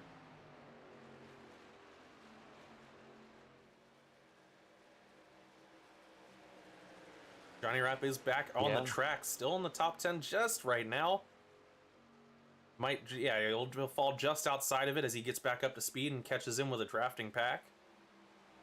Evan Pienta has put some distance between himself and Steve Loving. That guy has been bad fast all day. He has. He's kept a clean race. He's doing an awesome job for his first run with us. Mike Kostick all the way up to 7th. Fighting his way back up here, trying to catch Jonathan Cofield. Trying to get in line with this group. Logan Monteith looking at those 2 cars ahead of him, the up-and-coming and off-the-wall cars. For sure if he catches them in a draft here, he's going to want to go for that pass quick. Oh, for sure. If Austin keeps closing in on Dustin like he is, eventually he's going to get impatient and want to make a move. So that that'll put them side by side, and that'll help Logan definitely get up there. I'd imagine more so than not that the chances are they'll probably, I mean, if Austin's gonna have that run, he's probably gonna communicate that just fine to Dustin, and see what they can do for the betterment of the group at this rate for the finish at this point. I mean, you talk to Dustin, he tries to be a real team player with things. You know, he's not gonna be super selfish in this kind of scenario if he's not the faster guy. Oh, for sure. Yeah, he's definitely very team oriented when it comes to that sort of thing. Speaking of the fast guy, though, Evan Pienta pulled away almost to a full second. Yeah, he's definitely borderline checked out. Logan's still trying to catch up. He has made a little bit of ground. I think he also pitted a handful of laps later, so he's got a little bit fresher tires than those three guys there right next to each other. Absolutely incredible green flag racing we've been having. Only 2 cautions on the night so far, obviously hoping we don't see a third. But a lot of strategies and a lot of payoffs have come out of this, so this is the kind of interesting you like to see, and that's why we said, you know, trucks ended up getting that prime time slot because this was the place you were gonna want to be. Our viewers familiar with Thursday? This is the top of the line, the best of the best. Absolutely, these guys definitely shined in ARCA, and they're definitely putting on a show for these guys, for the people who love the green flag racing and the green flag pit stops and seeing how all that cycles out. This is definitely for you. Keep an eye on Johnny Rapp. He is back into the top 10, and he is making up time quickly on Devin Jack. He got back in the top 10, and he is probably gonna stay up in the top 10. Man, that's gonna be a tough. He's got 11. Blake Hoppy is pitted in. And 9 seconds once again. 9 seconds from 10th to 5th, so that's going to be a tough makeup if he wants to try and get to the top 5, but definitely a good comeback run after staying out that long for sure. Absolutely. Jay Bast, again, a guy who was starting his race at the back. He's up 13 spots on the night, up to 8th, trying to secure himself a top 10 finish. Logan like Monteith also stopped. Logan Monteith Yeah. also started at the back. He is up 17 positions, and I mean, I figure we all anticipated this. Yeah, he if he qualifies in the back, I wouldn't count on it staying that way for very long. I would just say if he qualifies to the back, you probably in the front should be a little bit worried because it looks like he might have just taken a little easy for a challenge. Well, it's like last week. I called him Mr. One Lap Down, and he actually loved it. It's like today. I told everybody last week, don't get used to seeing that one because he's not one lap down very often. Definitely super solid race car driver. Absolutely. And as it's starting to get dark out here, the sun is setting on the track. There's only 8 laps to go, though, so it won't have that adverse reaction on the tires, but this race is getting close to being in the books. Logan Monteith is trying to catch up to that off-the-wall up-and-coming tandem, and they are trying to make their way to Evan Pienta, but he is just pulling away. Yeah, what a first race for him to come in here. He's putting a hurting on these guys right now. Absolutely, this is probably best case scenario for Jacob Bradley, who had such a bad run here, and is going to finish this race dead last. That's not something you see out of Jacob Bradley, but it sure probably feels all right to see a payday car currently running that lead, and especially with Johnny Rapp having run the lead as well. Rapp has made his way up to 8th, and he is closing in again. You just watch that time tick down. He's closing in on Kostick, and eventually, I mean, he's probably going to try to hook up with Cofield and shove their way back up. Absolutely. Just depends on if they have the laps to do it. We'll have to watch also here. Have to see if Dustin tries to make a move on Steve to try and get one extra spot for points purposes. It may be the case when you have the run and you're in that situation, especially if you're not being challenged by another team. It's all on you to make that move and try to get the best finish, but I mean, we'll talk about it more. I don't like to curse individual people and, you know, to give them the commentator's curse. I mean, to say, not that I want to curse at them or anything. But there have definitely been some guys who have been having fantastic nights. And I mean, it's been really, really incredible watching them all run. So we're kind of cycling just around the field, just showing how spaced out it is. That's the reason we really haven't moved off of the same guys we've been watching in this front area. It's because of how spaced out it is. Whoa, Peter Stewart. He must be on really close. Tires. He got very close to Logan Monte's door. Maybe Logan might actually use that. But it might be a little too late for drafting help that now. That is not going to make Logan happy. Not at all. No, especially being a lapper. He's trying to make the pass here. The 91 had an incredible run on it. Just looks like he just couldn't quite get a handle on it. Yeah. And Peter, of course, is just trying to get up in front, get his lap back, get a better finish. In that regard, I mean, can't blame him, but this is a tight run here. Cofield looking in the middle there. All choosing individual lines very differently. Johnny Rapp is right where he said he was. He's in the draft of Mike Kostick in the 8. As we're coming around here, 4 to go at the Martin Sports 200 here at Michigan International Speedway in the Backmarkers SLiDESIGNS Truck Series. And I mean, we have 2 laps until this thing becomes official, so ideally nobody's going to get too scatterbrained. And it seems everybody's pretty spaced out, but I mean, that really hasn't been a for sure call before. There's Johnny Rapp now. Look at him go. He just picked up 2 spots there out of turn 2, passing Kostick and Cofield there. Looks like Cofield yielded a position to him. He just knows he's faster at that point. He's gonna try him. Definitely pulling a draft off Logan. Wow. With 3 to go, it's really hard to think that any of these guys, aside from maybe Rapp, have a chance of running down that 3-pack in front of them. And none of them, at this point, I think it's pretty much sealed, aside from a tire blowing, that Evan Pienta is probably taking this thing home tonight. Yeah, he's smooth cruising. There's about a 2 or 3 truck length gap between Steve, Dustin, and Johnny Rapp completes the pass there on Logan Monteith. That's going to be a huge finish. 2 top 5s for Payday Racing here tonight. Looking at that's very big. As I said, I mean, for Jacob Bradley's poor finish, he had 2 guys that came out here and just owned it. Absolutely.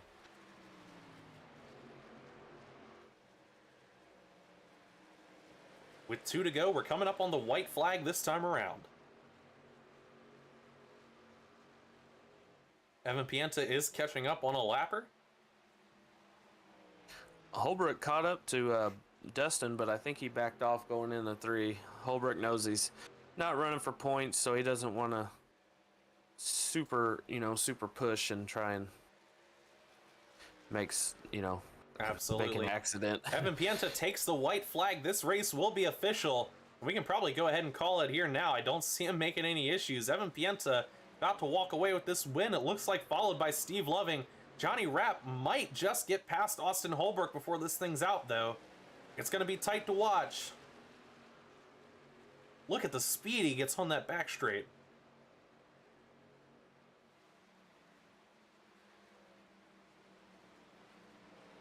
And if he can't quite get it out on here, it might not be it. But Evan Pienta is going to go ahead and claim his first ever victory in the Backmarkers Racing League. The 55 wins it, the 92 wins it, whichever number he is, followed by Steve Loving, Dustin Bawley, Austin Holbrook, Johnny Rapp, Logan Monteith, Mike Kostick, Jonathan Cofield, Robert Brobst, and Devin Jack. That rounds out your top 10. Wow, oh wow. What a good green flag race. Pit strategy, everything. I mean, we really have to ask what happened at some point. We know the wreck early happened, but Tyler Burnett had the recovery. Little love tap there from Steve Loving. They have history in other leagues, but the for Tyler Barnett, it seems he finished a lap down. I mean, I'm wondering where exactly was that in the pitting process? Did something else happen? I mean, that's not very usual to see him down there. Yeah, that's definitely odd, but it's also odd to see Bradley where he was too. So, maybe Exactly. this was just a race that had a lot of different variables in it, and turned out to be a good one. Well, the official result is in. Your biggest mover of the night, ladies and gentlemen, Logan Monteith in 6th position, up 16 places over the evening. That's right. He was definitely a man on a mission running the inside when nobody else was. So that was definitely a fun race to watch there. And a fun one to call as well. That's the exciting part, is getting to call stuff like this. But man, what a fantastic win for Payday here. Already cementing themselves. They were very close to a win last week at Daytona with that shoving match with Off the Wall, but couldn't quite clutch it. Jonathan Cofield, we like to call him the guy. He's the man who will get his interview. So Absolutely. pushing himself into that podium. We take a look here. Evan Pienza at victory lane. I think it's time we start pulling in our guys from the booths. Do you want to start with our 3rd place, Dustin Bawley? Yeah, let's go grab him. Where is he at? There he is. All right. Hey, Dustin, it's Tyler and Rain in the booth. You got us? I do. How are you guys doing? Oh, doing good. Got to see a fantastic race. A lot of green flags again. Wow. Tell us what you thought. I'm kind of still speechless. I don't know how we ended up where we did. All of the credit for the performance of me, Steve, and Austin goes to Steve. He called the pit strategy to absolute perfection. Obviously Evan had fresher tires there at the end and kind of took us, but I mean, absolutely perfect calls all race. We got lucky with the cautions when they came out, and me, Steve, and Austin were all on chat together, and we're hooked up and just working great. So to finish where we did feels really, really good, because there were so many fast guys out there. Yeah, you guys had a great first couple weeks, actually. Not just tonight, but yeah, you guys were definitely on one. Your strategy at the beginning, tell me about that before the pit stop started taking off. I think it was just to hang on, right? I think there was I can't remember where I qualified. I think I qualified mid-pack or whatever, and so I was behind Steve. So when I was able to hook up with Steve, we just kind of took our time, try to stay with the draft, because we knew the pit stops were going to decide the race, assuming that it went as green as much as it did, and that kind of ended up being the case. But yeah, just trying to stay there. And then I believe Steve and I were the first. Well, no, first the guys who had the wreck, I guess, in the first part of the race, they were the first to pit, and then that kind of put them on an alternate strategy. And so really the rest of the race for us was about covering what they were going to do. So, they were on a staggered strategy. And then when Tyler came out after his last pit stop, that's when Steve made the call, hey, we have to go in right now, otherwise we're going to get jumped. So that was kind of, I think, the podium earning move there was that last pit stop. Yeah, I'd agree. Just watching from up here, just seeing the tire fall off was incredible. How did that feel in the car, or in the truck, I should say? Yeah, it didn't feel too bad. There were kind of some hairy moments. Unfortunately, it seemed that once you got 15, 20 laps into a run, you couldn't pass, and so we were really waiting for someone in front of us to make a mistake when that would happen. But like Evan was lights out, so he was going to be impossible to pass. So, kind of with like 5 to go, Steve and I were like, we're just gonna hang where we are. But yeah, I mean, the car seemed to drive okay. I mean, in practice, I was getting loose like 15, 20 laps into a run, but I didn't really experience any of that there. The truck held on. I didn't really have any moments where I thought something was going to happen. So yeah, just glad to bring it home. I have no idea what my tire percentage was at the end. I think it was after 2 of the other pit stops, it was like 65 or 70 or something like that. So yeah, but it was a good race for us, and I'm thrilled to be on the podium. I really am. It feels amazing, and if you guys haven't pulled Austin into the booth, please do. He's, to me, the MVP of this race. I mean, Evan's obviously really, really quick, but Austin to reverse bushwhack and come in here and help propel us to a podium, I can't say enough about him.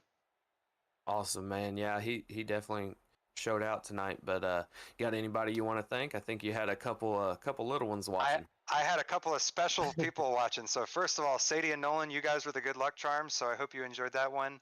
Thanks for watching. My wife Rebecca for staying up late with them. And then who else? Maybe my mother-in-law might be watching.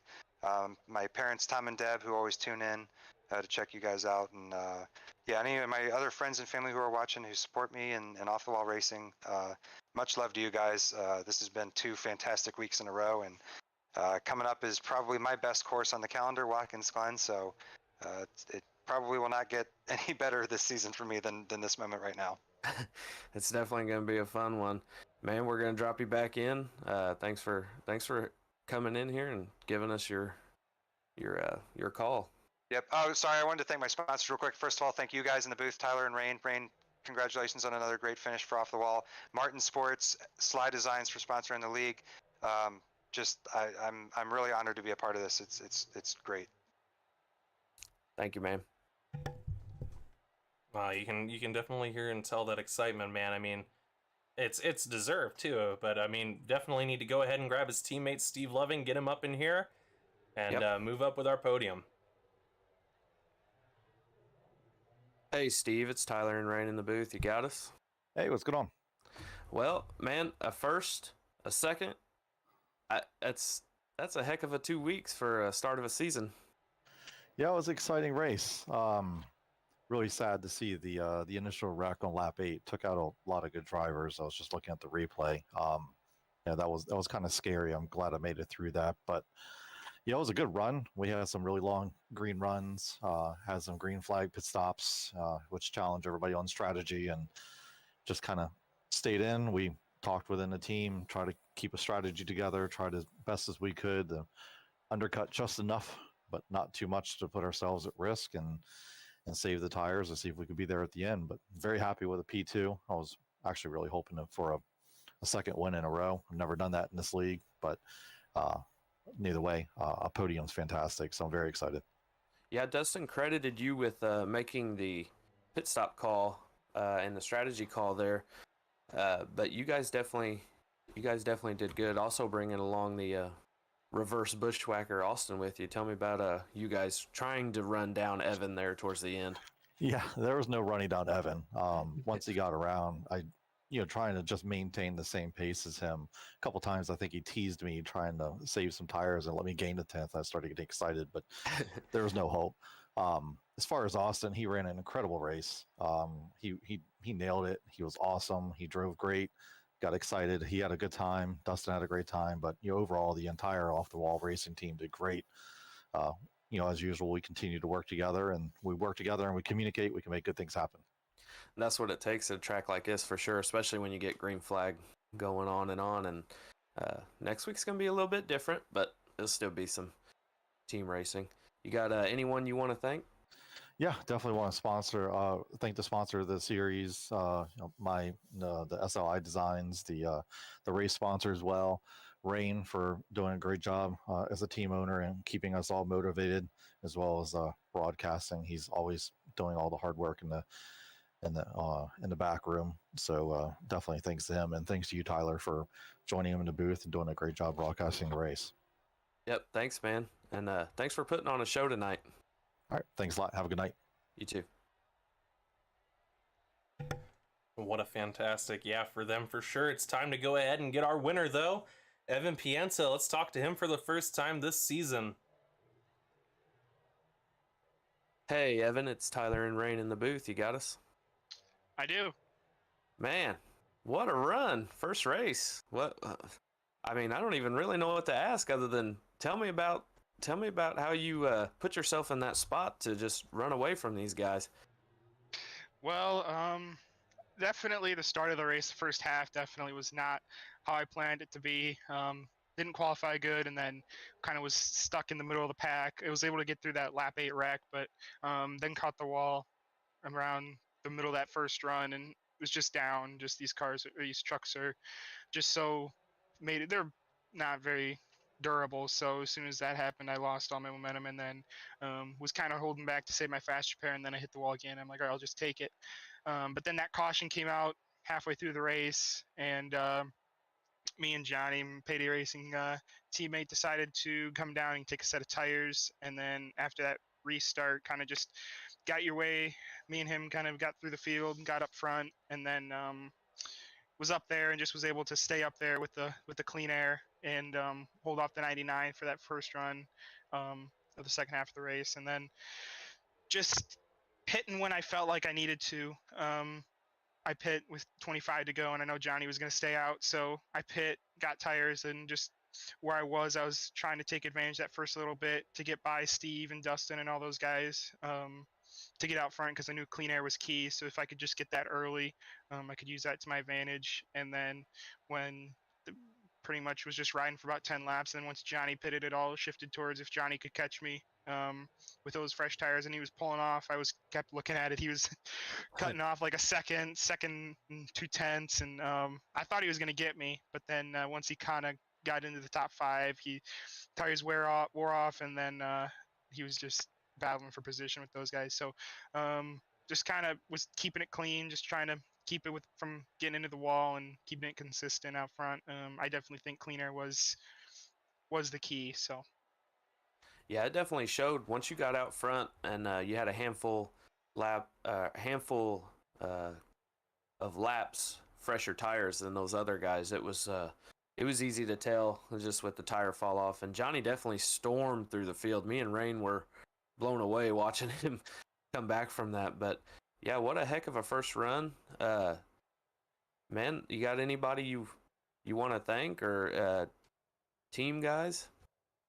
Yeah, of course. I want to shout out Payday Racing, Jacob for signing me, introducing me to this league. I also want to Johnny for being a great teammate as well with that strategy call. But I want to give a shout out to Chase Berry. I know I'm in his ride technically, and I hope everything's going good with him. So hope everything's well with him. Hopefully I could make his spot proud in the team.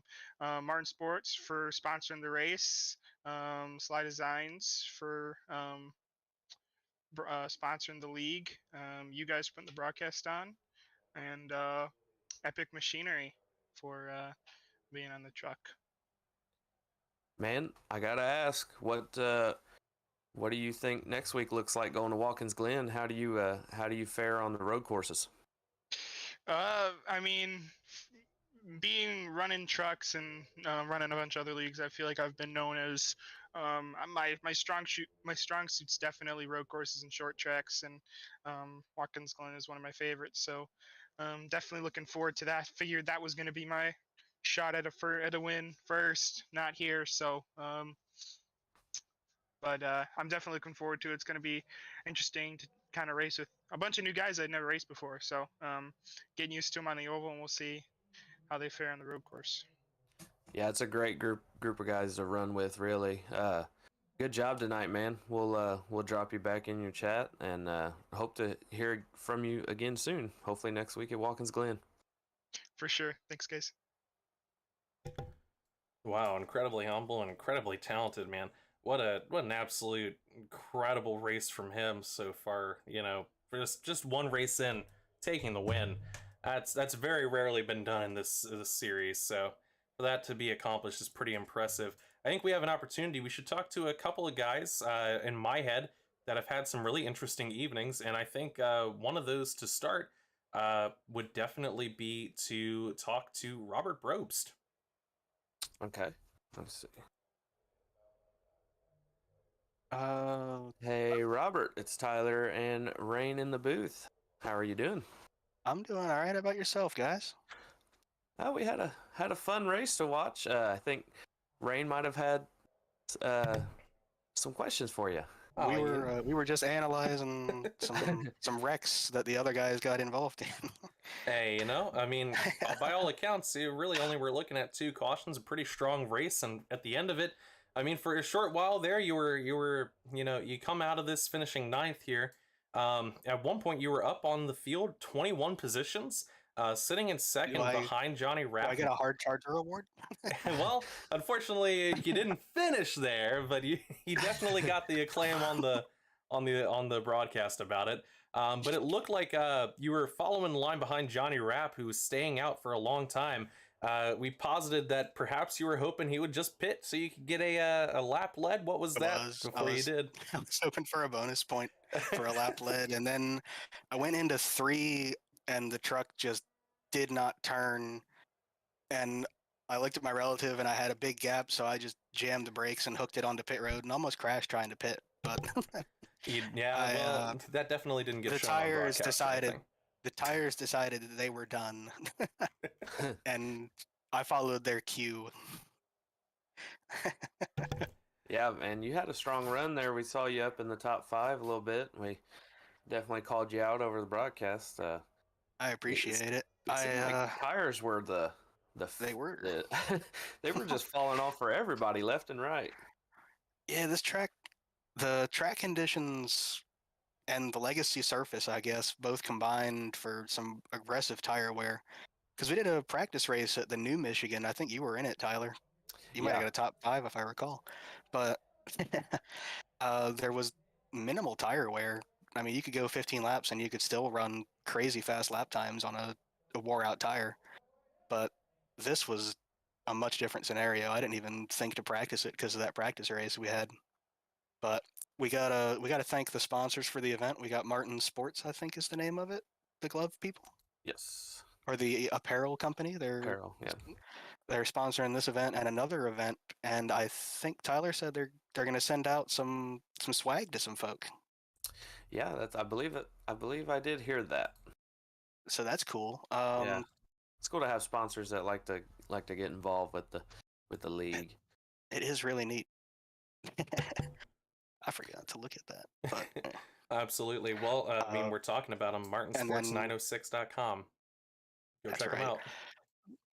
And then, I mean, it's been a really good week of racing for all the leagues that we have going on here at Backmarkers. Really, there was a bit of some cautions, but it was a really good race at Irwindale when it was green. It was a really good race at New Smyrna for the late models, and it was a pretty good race on Wednesday night at Weedsport for the Dirt Pro late models. So Backmarkers all week long has had some good racing.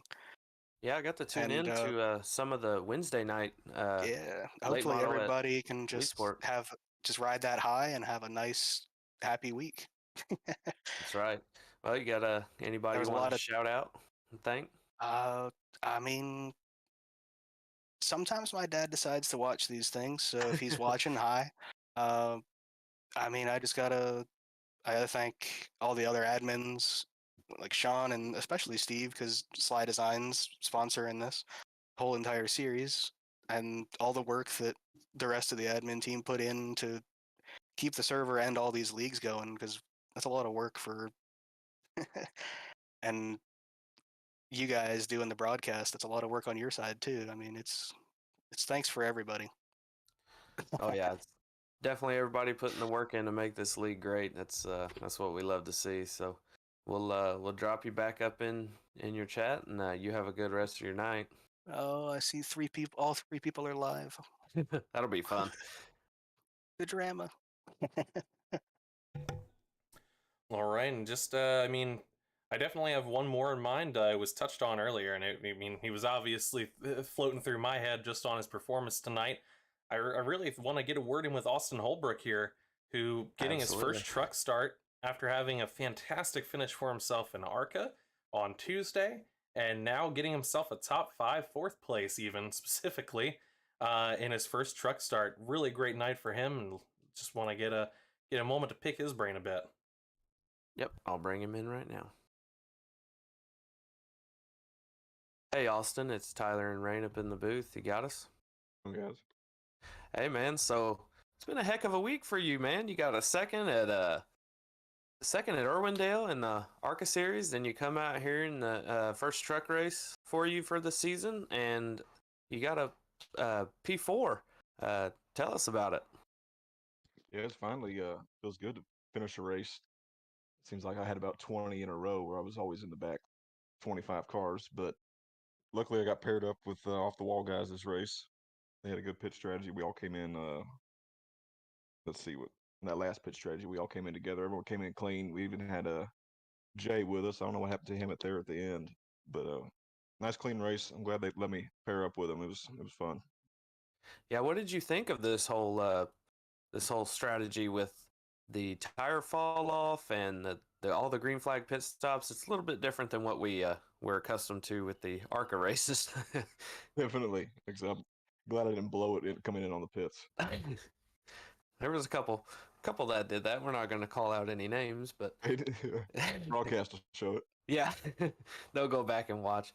But yeah, so they took you in on the team, and yeah, just you're probably wanting to definitely run with their strategy, and you definitely showed a lot of speed today, and we definitely shouted you out a lot during the broadcast. Definitely appreciate that. Good race to Evan. He came flying around us, and we gave it everything we had to keep up with him, but he was cooking. Yeah, it was definitely crazy to see the different of tire strategy. Was there at any point during the race you thought that maybe you wanted to pit earlier or pit later and maybe try to see if it changed things up, or were you pretty well content? Well, it was when the caution came out in like lap 51, we were debating on splitting the rest of the race or trying to do a full run.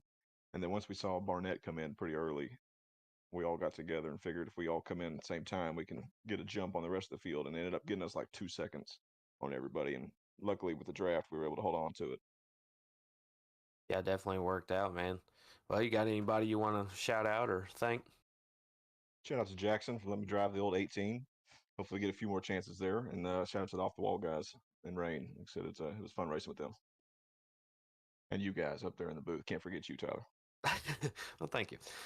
All right, man. Well, we'll throw you back up in your chat, and congratulations on being the reverse bushwhacker of the week that I'm just made up myself. It's but good yeah, to give it back to them. Yeah, definitely is. Especially them coming down and beating us on Tuesday nights. It's good to give it back to them on their turf. So exactly, good run, and I'm sure we'll be hearing from you another time soon. Good, man. Thanks, buddy. Well, Mr. Talent, I mean, frankly, that's the people I have in my head, but this is always the opportunity now for you to decide if there's anybody else you wanted to talk to just before we hang this thing up, or whether you think we pretty much covered it. I think we covered it. Really, I'd imagine we got hit the highlights, and there's nothing else that could really be said that didn't get said already. I can't imagine. Absolutely. I mean, it was a story told in only a couple of tales. I mean, I'm sure there were some other interesting storylines that evolved, but for the most part, those guys, I mean, we pretty much got to hear the story out of what happened in that top 5 and what got them there, and some of the work that got people into a top 10. I mean, it was definitely a hard working race by a lot of people.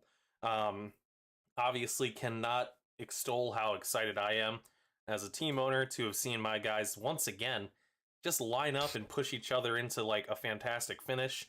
We're definitely feeling a really strong season, and of course that's only Steve Loving and Dustin Bally collecting points for this, and Austin's not getting points, but it's important to me that he do well, as he's been running for ARCA for me for the past 2 seasons. But Jay did not shake out too bad himself, coming in just outside of the top 10 and 11th, and especially considering that put him up over 10 positions.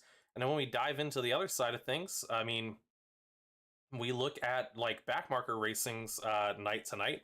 Carter Dyson pulling up a 12. He was strong all night long. I mean, we're looking at Tyler Barnett being a lap down, but still only 17th. Not too far off of anything there either. Logan Monteith up 16 positions. He was our biggest mover to finish 6th, just outside of the top 5 for him. I mean, just some really incredible stuff by a lot of really, really talented racers tonight. Yeah, definitely. These guys definitely put on a good show. This is kind of what we expected with these truck races. Just a lot of fast guys, They're really good at what they do, and they're going to continue to put on good shows. Absolutely, it makes me really excited for next week, as we do in fact head into Watkins Glen for the Obsidian Motorsport Group 150. That will be 150 miles, 39 laps at noon, with a stage break on lap 16. That is next Thursday. But as always, we are not a one league here. We run multiple leagues throughout the season, so you're going to want to also tune in on Monday to this channel, where you're going to get to see round 5 at USA Speedway, 100 laps for the Kalufa Motorsports Southern 100 in the late model, the rescreened LLC Regional Late Model Tour. And then on Tuesday, you're gonna definitely not want to miss out on the ARCA action. That's why you all initially came here for the most part. We're gonna be at Phoenix Raceway for the as of yet undetermined named 125, 125 laps at night there, as well as having, I believe, what I have here is a dirt race at Lincoln Speedway. There it is. Yeah. Lincoln Speedway, it'll be 65 laps. It looks like it's going to be the final race of that season, so you're not going to want to miss the exciting action there. And then, of course, on Thursday, you follow yourself right back here to Backmarkers Racing League as well, and tune in to Watkins Glen. It's going to be an absolutely fantastic opportunity to see, you know, we see a lot of guys who are really strong on their, you know, in their speedway runs and on their short track runs, but it takes a different kind of animal to run a road course, and it's always very fun to watch the road course ringers come out and show their dominance over a specific track. So it's definitely going to be very, very interesting. Yeah, you guys need to tune in. Don't want to miss that one for sure. Well, as we get ready to wrap up here, is there anything you want to leave us with here, Tyler DeTalent, on how exactly this night went and your takeaways? Well, just again, I thought we'd have maybe a couple more cautions, but these guys are good, and I really don't know what else to say other than that. Yeah, I'm looking forward to next week and watching the road course and see how these ringers, how they do. So everybody tune in Tuesday night to the ARCA race in Phoenix, where I will try to not spin out again. We'll be happily covering that one, that's for sure. Hopefully, John DeTalent in chat doesn't have to suffer the heartache once again. Oh, he'll definitely be there. But yeah, man, I texted him after the race, and I said I just got a goof. So, yeah, it's all right. I still got a top 5 out of it, so I can't be too mad. Absolutely. Well, big thank you to our series sponsor, SLiDESIGNS, here for the Backmarkers SLiDESIGNS Truck Series. And just want to take a moment to also shout out where you can find them here. Just a moment. For some reason, things are being a little wacky for me. Here we go. SLiDESIGNS. You go follow them, SLiDESIGNS _ on Instagram. That is our own Steve Loving. With over 20 years of professional experience and unique designs that meet NASCAR official standards, you gotta look no further than SLiDESIGNS for your iRacing livery needs. Go visit SLiDESIGNS _ on Instagram today and reference Backmarkers for 10% off. Once again, that is SLiDESIGNS _ You need to figure out how to spell it. Boom, it's on your screen there. It's on your screen right there. And also it's in the title of this video. So no excuses. It's also in the description down below. Go take a look. Additionally, want to thank our sponsor, who again sponsored ARCA this week, as well as this race, Martin Sports at martinsports906.com. They custom develop everything from company or team logo, all the way to the apparel design and feel. They have you covered. They offer multiple forms of printing for apparel items, from screen print to sublimation print. They have different paint styles to work with different budgets, and their printing and design models, they have the fastest turnaround in the business. They're shipped straight to your door, so you can look amazing without the wait. You want to see the good stuff they got? It's all on display at martinsports906.com. It's martinsports906.com. Want to give a big thank you to everybody who shows up each and every week and watches us here on the Backmarkers Racing League channel. And for Tyler DeTalent, I have been Rain Braun. Thank you guys so much for watching tonight. at the Martin Sports 200, and we look forward to seeing you guys at Watkins Glen next week. Goodbye and good night.